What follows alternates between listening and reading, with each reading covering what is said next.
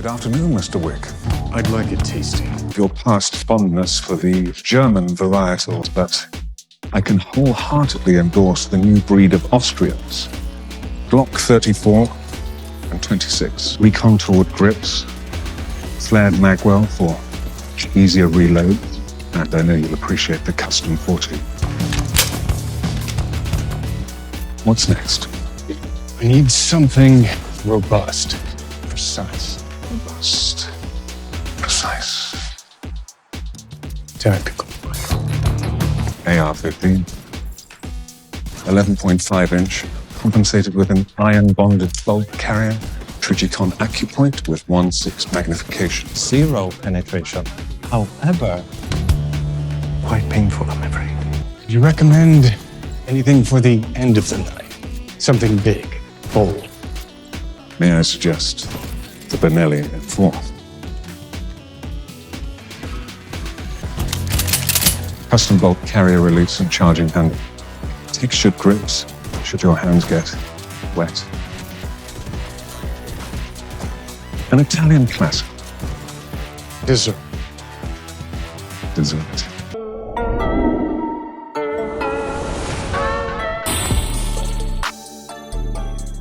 Why doesn't this build check DPS? Because it checks how many funeral plans the enemies have made. D.a.g joke of the day. What is going on, D.a.Gs? So today's video is going to be about using Hunter's Fury one-shot build with the turmoils or without them. And this video is going to be a little bit different than what you guys are used to seeing. I'm not going to go super in-depth for how the specific build works, as I'm going to be showing you different variations and when to use those variations for a certain playstyle like this playstyle. Right now, it's no secret how the new turmoil knee pads work and that they are doing double the damage instead of having the damage when you one-shot enemies. While the turmoils do have a lot of pros and cons, it's going to be up to you how you like to play and if it's worth playing for you. If you want a more in-depth video about the pros and cons for using the turmoils for one-shot builds, I did make a video talking more in-depth about the turmoils for my normal 1886 open world farming build. So if you want, you could check it out. The gist of this video is going to be how I use certain rifles and when I use them, alongside using the sidearm and a shotgun, while providing some tips how to build up your headhunters when you are using turmoils. Because until you get into the one-shot range, it's going to be actually splitting the damage, having the speed that your headhunter actually builds up. Alrighty, let's head to the range and see some tips. So before we get into all the good stuff in the build, I want to show you some stuff so it makes more sense when I'm explaining it. So right now I have the turmoils equipped and I have my shotgun out. And the reason why the shotgun is super good with turmoil is because it's going to allow you to prime all the other targets into the one-shot range. So while I'm shooting this target in front of me, take a look at all the other targets in the back. You can see that multiple targets are taking damage as well. Now that they're all low, you can whip out your gun and start getting your headshots stacking. And now that the headhunter is fully stacked almost, you can now start taking out all the other enemies in one shot. And this is how I like to stack up my headhunter determined combo. And it's especially beneficial to do that because if you're in the middle of an encounter, if you shoot something like a helmet or a deployable, you're going to lose your headhunter determinant. Another thing to keep in mind with the turmoils is the damage stops being split once you're able to one-shot enemies. So let's take a look at that. You see the damage split, split, split, split. So now watch as I get into the one-shot territory. You're going to see that my headhunter is going up. And once I'm able to one-shot the enemies, the damage doesn't split. And you can see that I'm doing the same amount of damage to two targets. Because there's definitely no way that I'm doing 20-something million with this gun and splitting that. And if you're facing a Chonga and you shoot them and their helmet doesn't break up, what you can do is either whip out your shotgun and start shooting them in the head and to break off the helmet. And once the helmet breaks out, you can switch back to your normal gun. You finish them off. That way you'll have your headhunter determined going. And another thing that you can do is whip out your TAC 50, line it up, get a headshot kill. Then you can switch to whatever you like to use and then continue trying to build up your headhunter determined combo. You can see that on challenging, we're able to take out named enemies. Same thing with the pistol. You're able to take out the enemies pretty easily. Another cool thing with the shotgun is you could actually just use it straight up if you want. You're going to be doing a lot of damage, especially to all the other enemies around. And using a shotgun is especially awesome when challenging because the ads don't have as much HP armor. You could actually take out a big group of enemies just using a shotgun. And another thing to keep in mind, if you're playing solo, there's only a certain amount of threshold of damage you need to reach, and anything over that is going to be wasted. And that's why I use the Classic M1 Alpha over the 1886, because it does more than enough damage for what I needed to do. But if you're on heroic and playing with multiple agents, you're going to want to whip out the 1886, because the 1886 is going to do a lot more damage. Right now, we're doing almost 20 million with the 1886, and that's more than enough damage that we'll need even for a full party of 4 agents. You could also build up your headhunter by shooting the enemies in the head with a shotgun. And when you take them out, you can see that the headhunter gauge went up a little bit, and you can continue shooting enemies in the head. Then you can just shoot them in the body and do some massive damage. Look at that. Doing some one-tap damage with the shotgun. You can switch to the other gun when you're ready.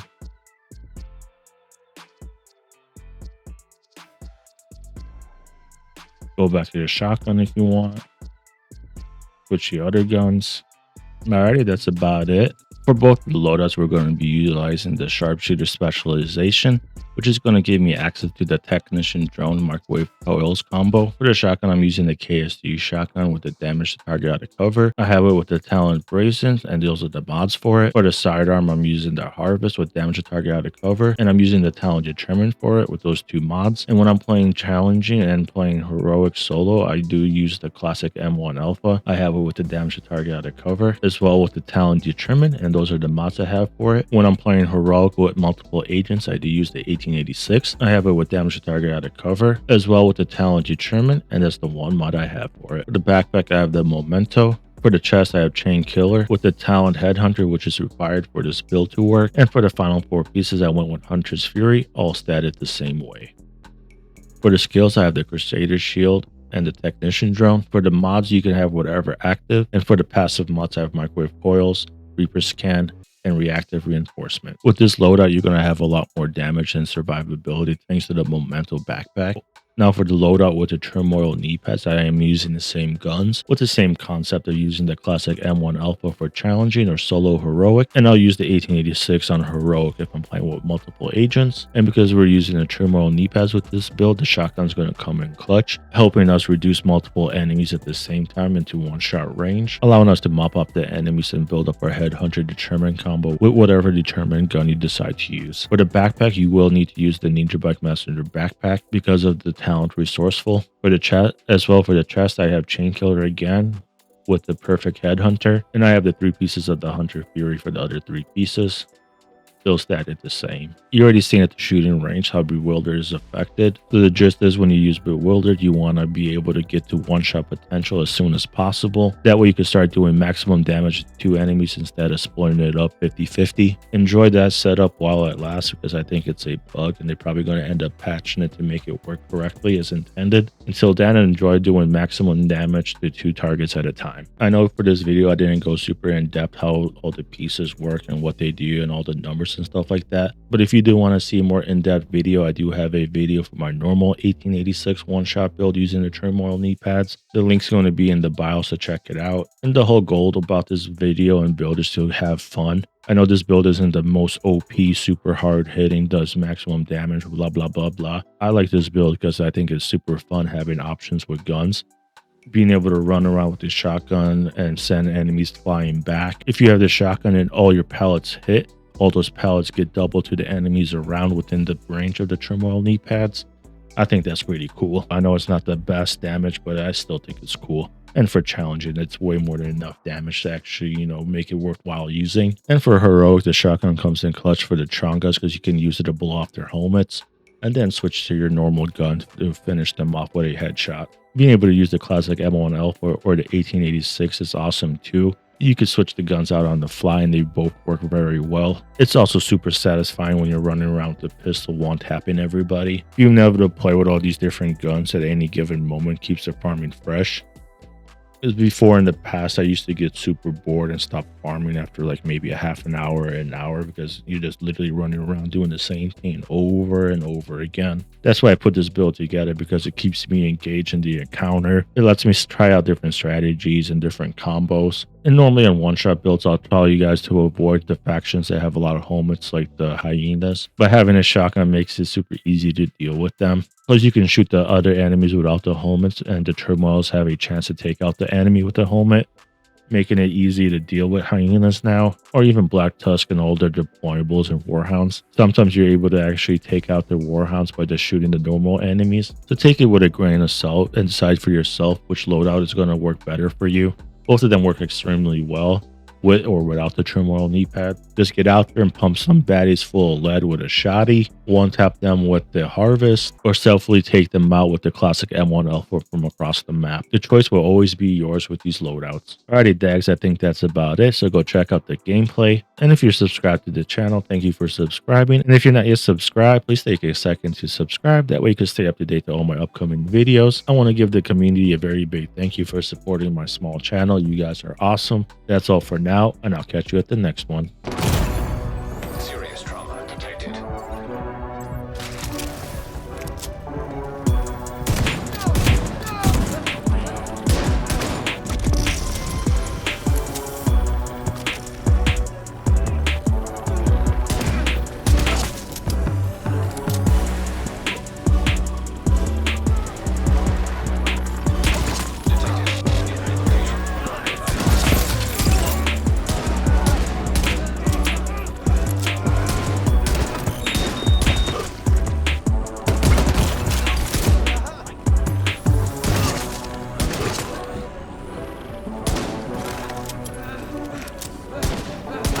That's your target.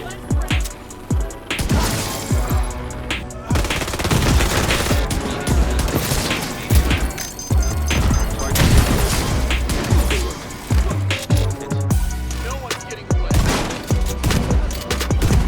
Sleep it off.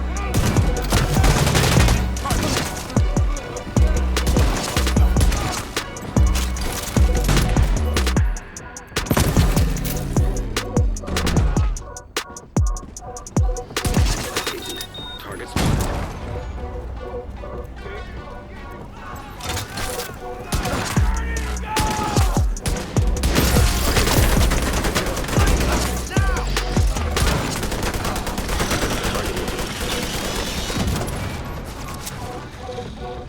You got the target.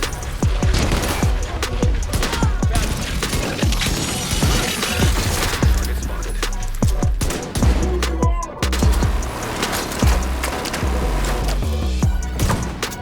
Back online.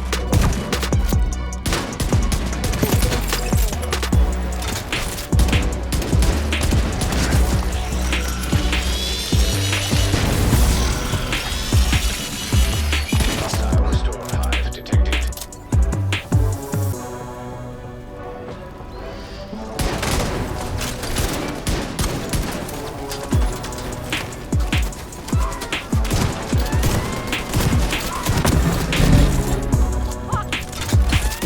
Target neutralized. Good work. Thank you for keeping us safe, Agent.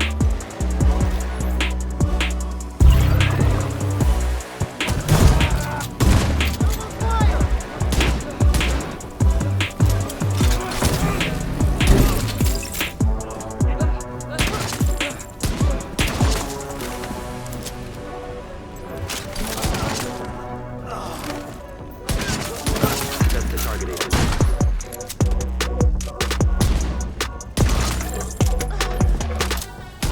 Agent, target